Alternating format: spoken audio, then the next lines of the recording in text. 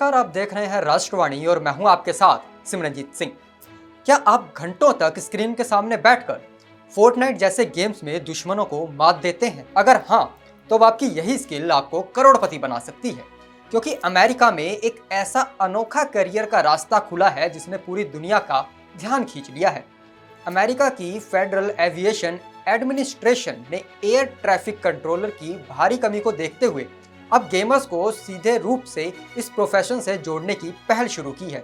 ये कोई सामान्य भर्ती नहीं है, बल्कि एक ऐसा अभियान है जो युवाओं की डिजिटल स्किल्स को असली दुनिया की जिम्मेदारी से जोड़ने की कोशिश कर रहा है। FAA ने हाल ही में एक विज्ञापन जारी किया है जिसमें एक्सबॉक्स में लोकप्रिय गेमिंग स्टाइल की झलक दिखाई गई है। संदेश बेहद सीधा और आकर्षक है। क्या आप चुनौती के लिए तैयार हैं? आप पहले से इसके लिए ट्रेनिंग ले रहे थे, अब एयर ट्रैफिक कंट्रोलर बने। इसके साथ ही ये भी साफ किया गया है कि ये कोई गेम नहीं, बल्कि बेहद जिम्मेदार और वास्तविक कैरियर है। एयर ट्रैफिक कंट्रोलर का काम बेहद संवेदनशील होता है। जहाज़ों की उड़ानों को एक साथ मॉनिटर करना, पायलट को सही दिशा देना और किसी भी टकराव की स्थिति को रोकना, ये सब सेकंड्स में फैसले लेने की क्षमता पर निर्भर करता है। यही वजह है कि FAA अब मानता है कि गेमर्स के पास पहले से ही कुछ जरूरी स्किल्स मौजूद होती हैं, जैसे तेज रिएक्शन टाइम, मल्टीटास्किंग और जटिल परिस्थितियों में फोकस बनाए रखना। अमेरिकी परिवहन सचिव डफी के अनुसार गेमिंग के जरिए युवाओं के हाथ, आंख, सामान्य त्वरित निर्णय क्षमता और लंबे समय तक ध्यान केंद्रित करने की क्षमता विकसित होती है। यही कारण है कि अब सिर्फ सेना ही नहीं, इस टैलेंट पूल को गंभीरता से देख रहा है। लगभग 11,000 प्रशिक्षित कंट्रोलर कार्यरत हैं, जबकि 4,000 लोग ट्रेनिंग में हैं।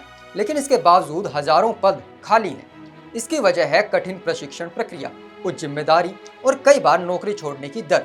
पिछले कुछ वर्षों से विभाग लगातार स्टाफ की कमी से जूझ रहा है। इसी समस्या के समाधान के तौर पर अब गेमर्स को एक कैरियर अवसर के रूप में देखा जा रहा है। हालांकि ये आसान रास्ता नहीं है। चयन प्रक्रिया कठिन और सुरक्षा मानकों के साथ किसी भी तरह का समझौता नहीं किया जाएगा। National air traffic controllers association यानी कि NATCA ने भी इस पहल का स्वागत किया है, लेकिन ये सभी साफ किया है कि ट्रेनिंग और सेफ्टी स्टैंडर्ड सर्वोच्च प्राथमिकता रहेंगे। ये पहल एक बड़ा संकेत भी देती है।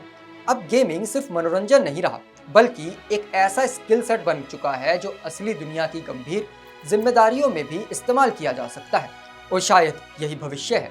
यहाँ स्क्रीन पर खेला गया गेम असली दुनिया में कैरियर की उड़ान भर सकता है। तो क्या है आपकी इस मुद्दे के ऊपर राय? हमें कमेंट सेक्शन में ज़रूर बताएं और ऐसी ही तमाम देश दुनिया की खबरों के लिए देखते रहिए राष्ट्रवाणी में आपके साथ सिमरनजीत सिंह।